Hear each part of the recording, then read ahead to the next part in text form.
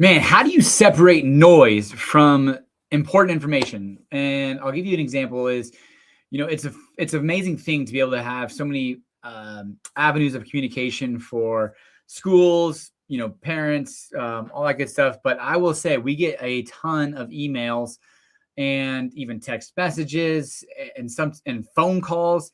And I would say the phone calls obviously are pretty important. We'll get those in. Like yesterday, Poudre School District started 2 hours late because of the cold. And with the staggered bus schedule where, there's essentially only half of the amount of bus drivers that we actually need to be on the schedule times that would be normal for all middle school, elementary, high schoolers. But because we're, at half capacity, they have to stagger those. And you think about kids that are starting early and being outside in like negative degree weather. When I went to the gym yesterday morning, it was negative 10 degrees at 5 a.m. So definitely cold. Want to make sure that everyone's safe. But, I got a text today and I was like, all right, I'll open it. It looks a little bit different. And there was a bobcat sighting, within Fort Collins. And so they're just letting parents know to be aware. But I so many of the emails I cancel out. So hopefully, this news, this weekly update, this weekly live is a source of information that's relatively informative, quick hitting. And in addition to that bobcat, there was an additional mountain lion sighting. Now, earlier this year, there was a very unfortunate mountain lion caused death with a hiker up in the Glen Haven area. So definitely not something to joke around about or, and something to take seriously, but I was up at the Horsetooth Mountain Open Space, trailhead. And, obviously this is their territory. One of the big things that people love here in Northern Colorado is the outdoor living and hiking. And man, we've had a phenomenal January, except for it finally has felt like winter this last week or so. We were on I-25 and not whiteout conditions, but blizzardy type conditions. And it now feels like winter. We are in the dead of winter. But the beautiful thing about, living in Colorado is you're able to go hiking during the winter months, but definitely be careful out there. Stay aware. Bass Pro Shops. It's interesting, being as engaged as I am with looking at the Coloradoan, North 40 News, Biz West, all of the publications, Washington City Council, I feel like I'm pretty in the know of what's happening, what's being built, the activities around Northern Colorado. But every once in a while you forget that others aren't as kind of engaged. And so my grandparents said, there's a Bass Pro Shops opening up in Loveland. I'm like, I thought that everybody knew that. And it's off Crossroads Boulevard, right by Budweiser Event Center. Blue Arena.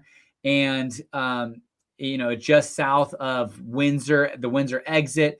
There's going to be 180 full and part-time employees. There's a hiring event February 3rd and 4th, 9 a.m. to 7 p.m. at the Embassy Suites in Loveland. It looks like it should be opening up sometime in 2026. But I'm guessing if they're doing a hiring event February 3rd and 4th, we're going to see something sooner than later, maybe end of February, beginning of March time period, which would be pretty exciting. Now, I did also we laughed with my, grandma and grandpa about that because it's like, well, they do have to kind of compete against Shields. That's right there as well at US 34 and I-25, which has an amazing outdoor gear recreation area. But Bass Pro, definitely an exciting thing to Northern Colorado. It's kind of fun seeing those large name brands, household name conveniences come to Northern Colorado. Obviously there's pros and cons of growth, but one of the pros is you get these larger names come into your area that then you don't have to go down to Denver for, and you get to stay up here in Fort Collins. There's a little fighting going on with CSU, and Senator Kathy Kipp introduced a bill that would essentially impact the 12 new billboard signs that CSU installed on their grounds and on their campus. Now, the grounds that are on CSU are state owned. Fort Collins has a sign ordinance law that was essentially superseded by the state, saying, hey, this is our ground, this is our turf, we play by our rules. Now, for many, many years, decades, CSU and Fort Collins have had and has a great relationship. But this was one of those things where the bill is suggesting like, hey, this is impacting. It's unsightly for residents around the campus, for communities, residents, neighborhoods, and we are going to put a stop to this in some form or fashion. And they're saying, hey, CSU is good with the noise ordinances, but the sign ordinance that they're kind of ignored is a revenue grab, which, from my perspective, yes, absolutely. They're outward facing billboards at CSU and, can provide some good information, are exciting to the campus, but definitely an ad revenue grab. But I mean, those things are built and up, and I'm excited, not excited. I'm interested to know where this goes. There's a fun article that gets posted in the Coloradan called The Dirt. And essentially it keeps you up to date with developments that are happening in and around Fort Collins in northern Colorado. And then this one was just an update of what was happening at the old Lyric site. So the old Lyric was on this pizza slice of a building, essentially on Mountain Avenue, between Walnut and Jefferson Avenue. And this thing went for like $2 million plus, and the Bohemian Foundation bought it. It's going to be a commercial building, multi-story. There's going to be a green room, office spaces, but it's going to supply support to the Armory, which if you haven't went and watched a music performance at the Armory, I've only been to one, but if you haven't been, it's a beautiful facility, state of the art, it's just definitely something worth going. It's very intimate, but definitely worth going to. DIA, this article came out and I was excited to read it because like, oh, there's got to be some really cool stops that are coming to the DIA area. But DIA is adding 7 new routes to Denver, nonstop routes. And those are Roswell, New Mexico, Abilene, Texas, Carlsbad, California. Now, I do have a friend who lives or works in the Carlsbad area. I'm sure they would be pretty excited about that. Santa Rosa, California, Destin, Fort Walton Beach, Florida. Can't say anything good or bad about that. Maybe it's a cool destination spot. Chattanooga, Tennessee. I had a family friend who invested in the Chattanooga, Tennessee area and was very excited about that. So I don't know much about that area. But finally, the last one, Bangor, Maine. Tell me what you think about when you think about Bangor, Maine. I think about Mighty Ducks and the goalie from Bangor, Maine. That's the only thing I can think about from that. But City Council had a work session. They were on first reading, agreeing to appropriate funds for our quarter-cent community capital improvement tax. They're kind of trying to change the branding of that to the quarter-cent capital tax. But here are some of the projects that will be happening from this quarter-cent sales tax that will generate about $10 million a year over the next decade. Pedestrian sidewalk program, $14 million. Arterial intersection improvement and streetscape program, $12 million. Bicycle infrastructure and underpass program. Think about that Harmony underpass. It's being worked on right now. I can't wait for that power trail to be completed, to have the underpass to complete south and north of Harmony Road. I think that's just going to be pretty awesome. I was just actually out at a property to the east of the power trail, and we were talking about the activity on the Mail Creek Trail.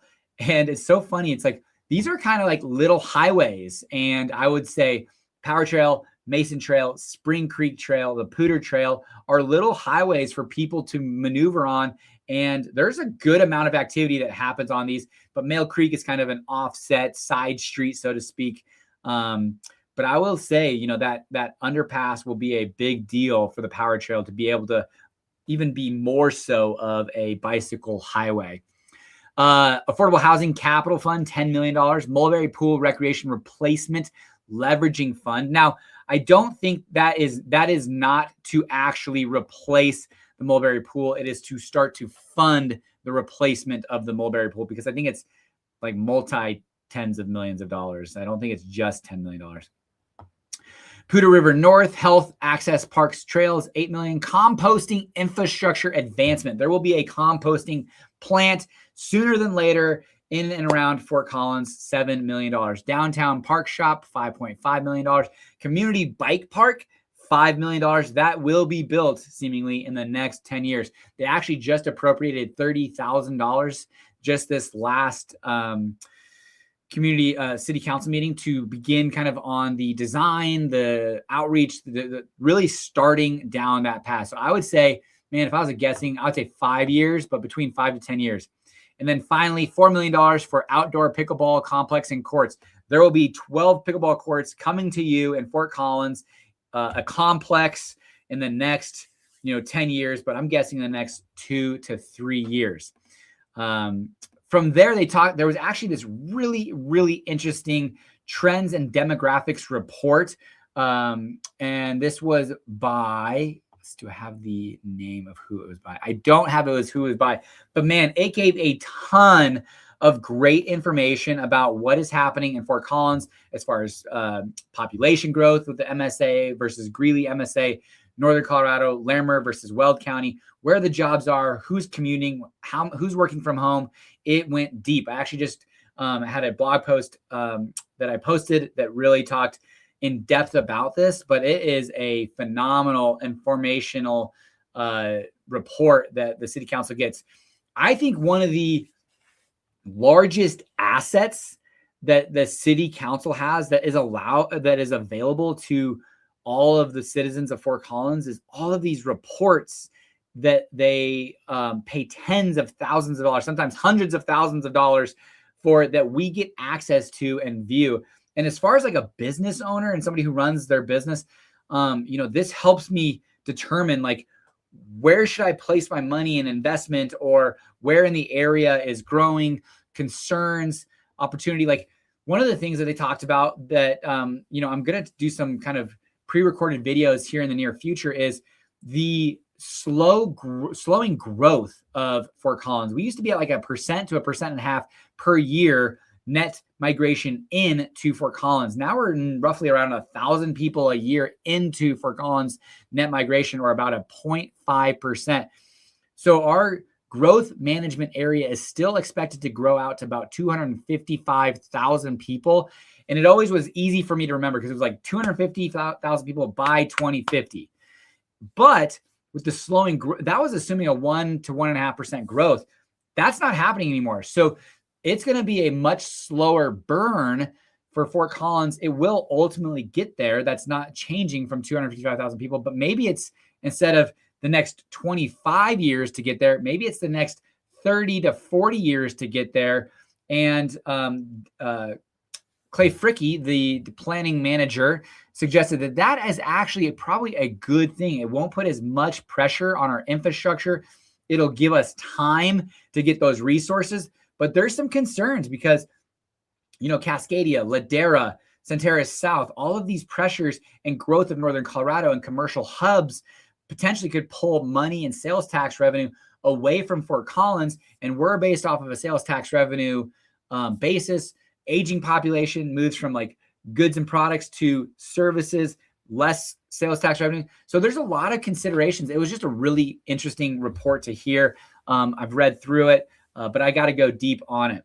Now, those are the two things that were going on. As far as things to do in Fort Collins, Northern Colorado this week, there is the Animal Afternoon. There is therapy animals at the Old Town Library, February 1st, 3 to 4 p.m. The Colorado Farm Show starts today, goes today, tomorrow on the 29th, 9 a.m. to 5 p.m. There are 350 ag exhibits, and they're expecting 30,000 visitors to this Weld County event.